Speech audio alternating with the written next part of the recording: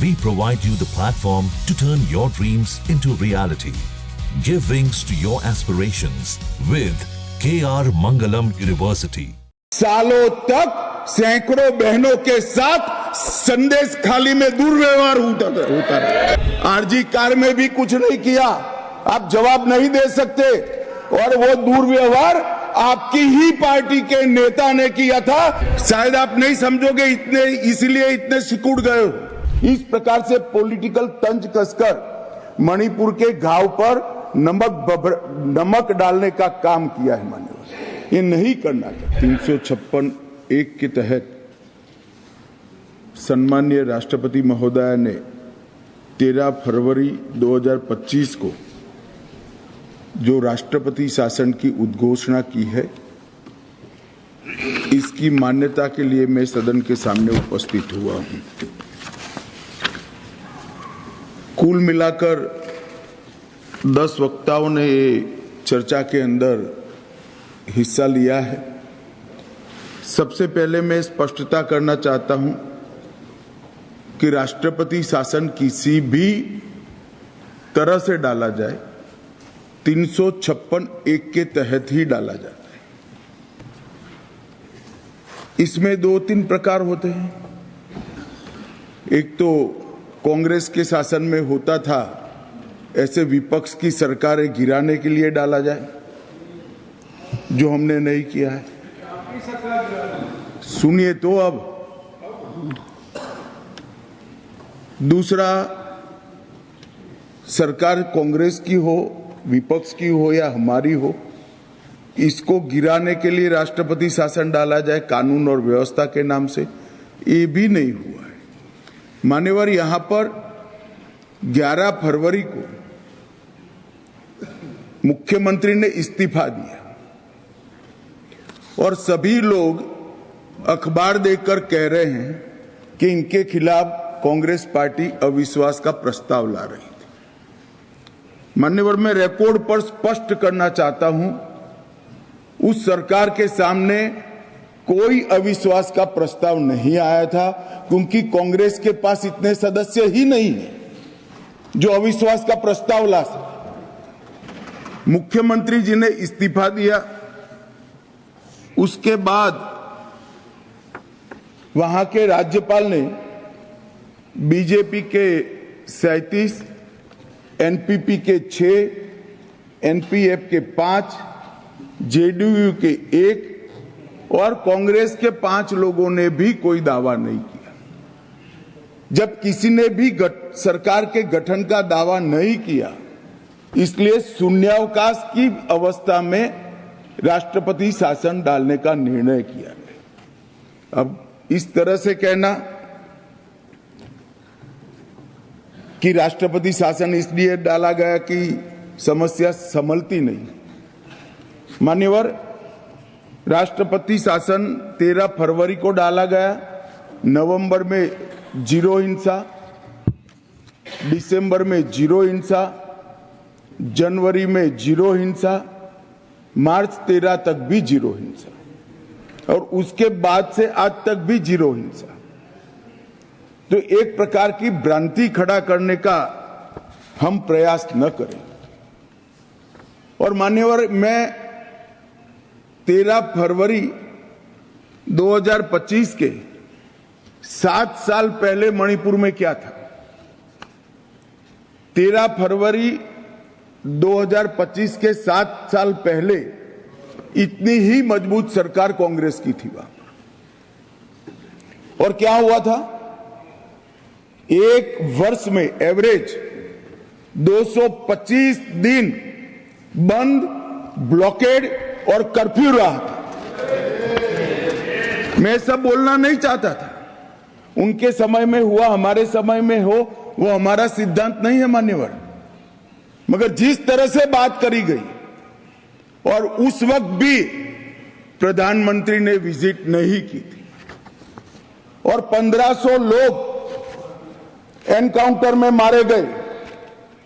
ये सारे लोग आज चिल्ला रहे हैं, चुप है। एक कम्युनिस्ट भाई भी खड़े होकर बोल रहे थे, नक्सलिज्म आप खत्म कर दोगे, मणिपुर में आप डेट दे सकते हो? मुझे मालूम नहीं उनको मणिपुर में शांति करनी है या नक्सलिज्म को बचाना है। तो आपको मालूम पड़ना चाहिए एक संसद सदस्य के नाते कि जातीय हिंसा और नक्सलिज्म में अलग अंतर है। दो समुदायों के बीच में जब नस्लीय हिंसा होती है, जातीय हिंसा होती है, इसको टैकल करने का तरीका और जो नक्सली हथियार लेकर देश की सरकार और वहां की जनता के खिलाफ खड़े हैं, इनको टैकल करने का तरीका अलग है। मैं भारतीय जनता पार्टी से हूं, कम्युनिस्ट पार्टी से नहीं हूं। मैं बताता हूं क्या फर्क है। आपको ये दोनों हिंसा में कोई फर्क नहीं लगता है। हिंसा हिंसा नहीं होती है। दो समुदायों के बीच की हिंसा और देश के खिलाफ हथियार उठाना, ये दो हिंसाओं में फर्क है भाई। शायद आप नहीं समझोगे, इतने इसलिए इतने सिकुड़ गए हो। मान्यवर, इस संवेदनशील विषय पर मैं राजनीति करना नहीं चाहता था, मगर जिस तरह से मुझे तो आश्चर्य है, 2 साल से इतनी सारी हिंसा होने के बाद विपक्ष ने जिस तरह से बात करी है, मैं आश्चर्यचकित हूं। यहां पर डेरेक ओबेरॉय जी थोड़ी इमोशनल हो गए महिलाओं की स्थिति पर। डेरेक साहब, यहां तो जातीय हिंसा हुई थी, दोनों समुदाय आमने सामने भिड़ गए थे, इसमें कई महिलाओं से दुर्व्यवहार हुआ। बंगाल में कुछ नहीं था, सालों तक सैकड़ों बहनों के साथ संदेश खाली में दुर्व्यवहार होता रहा। कुछ नहीं किया आपकी सरकार ने, कुछ नहीं किया। आरजी कार में भी कुछ नहीं किया। आप जवाब नहीं दे सकते। और वो दुर्व्यवहार आपकी ही पार्टी के नेता ने किया था, जिसको आपको सस्पेंड करना पड़ा था। ये ड्यूअल, हम तो ना इसका समर्थन करते हैं ना उसका करते हैं। ये ड्यूअल स्टैंडर्ड लेकर ज्यादा दिन नहीं चल सकते। मान्यवर, ये कहते हैं 250 लोग मारे गए, मैं भी कबूल करता हूं मान्यवर, 260 लोग मारे गए, ये आंकड़ा है, ये सच्चाई है। मगर बंगाल में चुनावी हिंसा में 250 लोग मार दिए गए। यहां जातीय हिंसा में मान्यवर, बंगाल की जो स्थिति है उसमें तो शायद ये न बोले होते तो थोड़ा ज्यादा अच्छा होता। यहां जातीय हिंसा में मारे गए, वहां तो चुनावी हिंसा में मार दिए गए हैं मान्यवर। और मैं,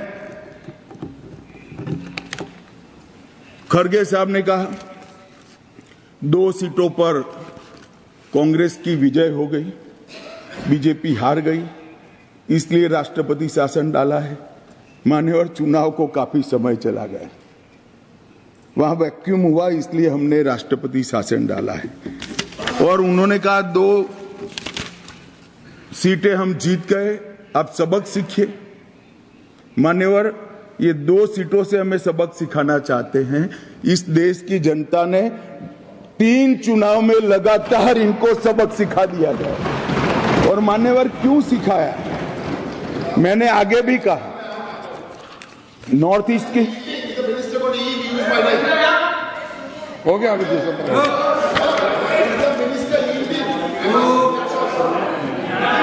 मान्यवर, नॉर्थ ईस्ट की बात कही गई। मैं आज बताने आया हूं मान्यवर, 4 से 14 कांग्रेस की सरकार रही, 14 से 24 नरेंद्र मोदी जी की सरकार है। नॉर्थ ईस्ट में 4 से 14 में 11,327 हिंसाएं हुई थी। मोदी जी की सरकार में 10 साल में 70% कमी के साथ 3,428 हुई। सुरक्षा बल 70% कमी, नागरिकों की मृत्यु में इंक्लूडिंग मणिपुर 85% कमी हुई। और मान्यवर, हमने 20 समझौते किए हैं 10 में। सबसे पहला एनएलएफडी के साथ समझौता 19 में किया, ब्रू में 2020 के साथ ब्रू समझौता किया, बोडो समझौता 2020 में किया, कार्बी समझौता 2021 में किया, आदिवासी समझौता 2022 में किया, DNLA समझौता 2023 में किया, उल्फा शांति समझौता 2023।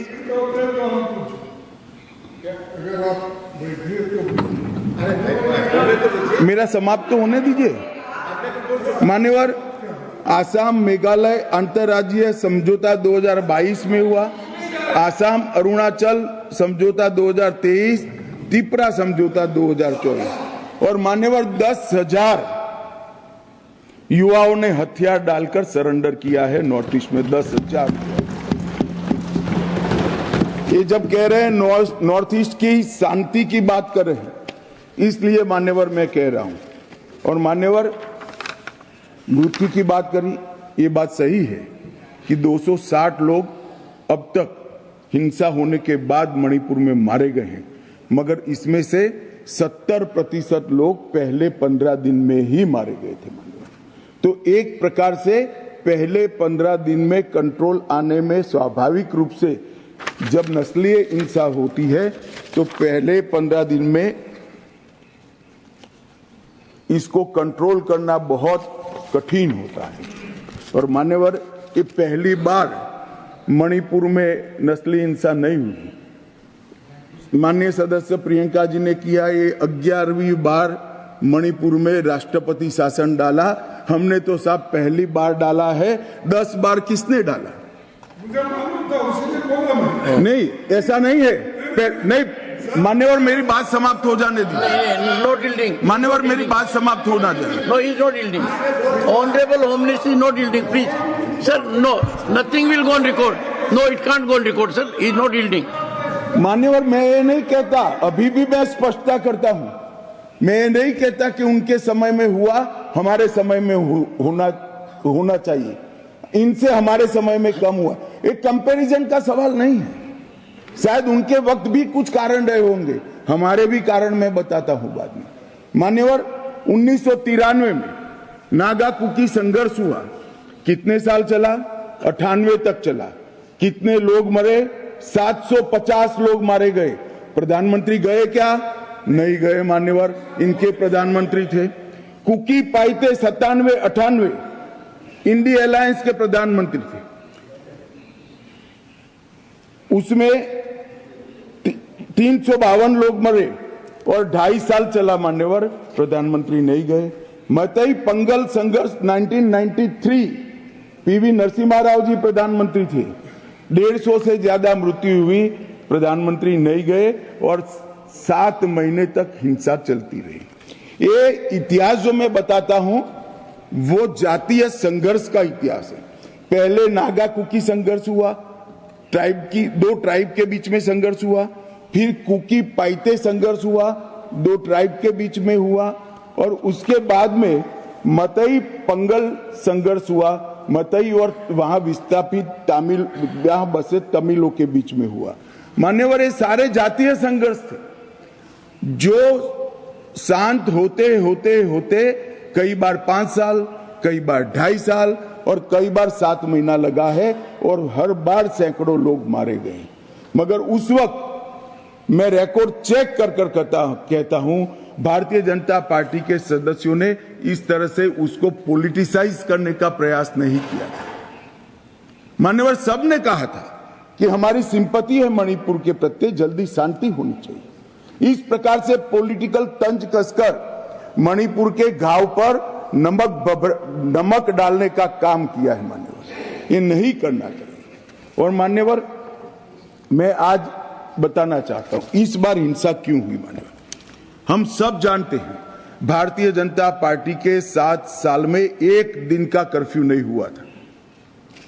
जो मणिपुर में साल का 225 दिन तक कर्फ्यू ब्लॉकेड बंद रहता था, 7 साल तक एक भी दिन कर्फ्यू नहीं हुआ था। हाईकोर्ट का एक जजमेंट आया मान्यवर, जजमेंट के अंदर भारत सरकार को पूछे बगैर, रिकॉर्ड पर जवाब दिए बगैर, ट्राइबल कमीशन को पूछे बगैर एक जाति को ट्राइबल घोषित कर दिया। इसके कारण ट्राइबलों में अनरेस्ट हुआ और इसके खिलाफ एक बड़ा रोष हुआ और ट्राइबल नॉन ट्राइबल के बीच में झगड़ा हुआ। किसी ने इसको टेररिज्म का नाम दे दिया समझे बगैर, किसी ने इसको सरकारी विफलता का नाम दिया और कुछ लोगों ने उसको धार्मिक संघर्ष मान लिया। ना ये दो धर्मों के बीच में संघर्ष था, ना वहां कोई टेररिज्म की घटना थी, ना लॉ एंड ऑर्डर का फेल्योर था। मान्यवर, एक जजमेंट के कारण बहुत इनसिक्योरिटी पूरी ट्राइब्स के अंदर फैली कि रिजर्वेशन पर हमारा अधिकार चला जाएगा, और इसके लिए एक ओर से प्रदर्शन हुआ, दूसरी ओर से प्रदर्शन हुआ, और इतनी विस्फोटक स्थिति हुई कि 4 दिन तक पूरे प्रयास करने के बावजूद शांति नहीं कर पाए। मान्यवर, ये दुर्भाग्यपूर्ण जजमेंट के कारण ये हिंसा हुई है और ये जातीय हिंसा है। मान्यवर, वो जजमेंट को दूसरे ही दिन सुप्रीम कोर्ट ने स्टे कर दिया। मान्यवर, क्योंकि गैर संवैधानिक जजमेंट था।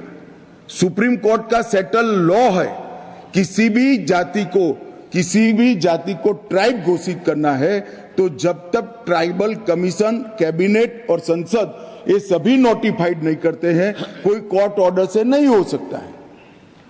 इस सेटल जजमेंट को डिस्टर्ब कर रातों रात भारत सरकार का जवाब लिए बगैर, ट्राइबल कमीशन भारत सरकार का जवाब लिए बगैर एक जाति को ट्राइबल घोषित कर दिया, और इसके कारण ये पूरी हिंसा मान्यवर हुई थी। मान्यवर, मैं फिर से एक बार स्पष्ट करना चाहता हूं कि राष्ट्रपति शासन किसी को बचाने के लिए नहीं डाला था, ये नहीं है। राष्ट्रपति शासन इसलिए डाला गया कि अविश्वास का प्रस्ताव आया था, ये भी नहीं है। कांग्रेस के पास अविश्वास के प्रस्ताव लाने जितने सदस्य ही नहीं है। मान्यवर, और राष्ट्रपति शासन डालने के बाद भारत सरकार के गृह सचिव रहे श्री भल्ला जी को वहां राष्ट्रपति बनाकर भेजा है, और राज्यपाल बनाकर भेजा है। अब शांति है। मान्यवर, और ये जो कह रहे हैं कि दो कम्युनिटी के बीच में वार्ता नहीं हुई, मान्यवर 13 बार मीटिंग हुई, 13 बार मीटिंग हुई, और ये सदन में लेट लाने का कारण भी वो मीटिंग था, क्योंकि वहां मीटिंगें चल रही थी। मुझे मालूम था इसी तरह के भाषण होंगे।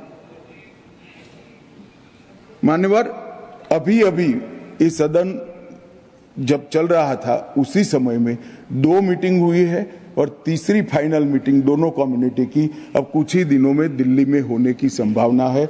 मैं आशा करता हूं कि दोनों कम्युनिटी इसको समझेगी, संवाद का रास्ता अपनाएगी, और धीरे धीरे शांति तो हुई है मगर संवाद भी प्रस्तापित होगा। और जैसे ही संवाद प्रस्तापित होगा, हमें एक दिन राष्ट्रपति शासन नहीं रखना है। मान्यवर, ज्यादा ये हमारी पार्टी की पॉलिसी भी नहीं है, ना कभी हमने रखा है। और हम सभी जानते हैं राष्ट्रपति शासन जब भी लगाते हैं, 356 अप्लाई जब भी करते हैं, किसी भी कारण से करते हैं, दोनों सदन का अनुमोदन 2 माह के अंदर करना पड़ता है। इसीलिए मैं ये सदन के सामने उपस्थित हुआ हूँ इसके अनुमोदन करने के लिए, और मैं आशा करता हूँ कि सभी लोग राष्ट्रपति शासन डालने का जो निर्णय है इसका समर्थन करें, और सुप्रीम कोर्ट का जो जजमेंट है इसका कॉम्प्लायंस ये सदन के द्वारा किया जाए।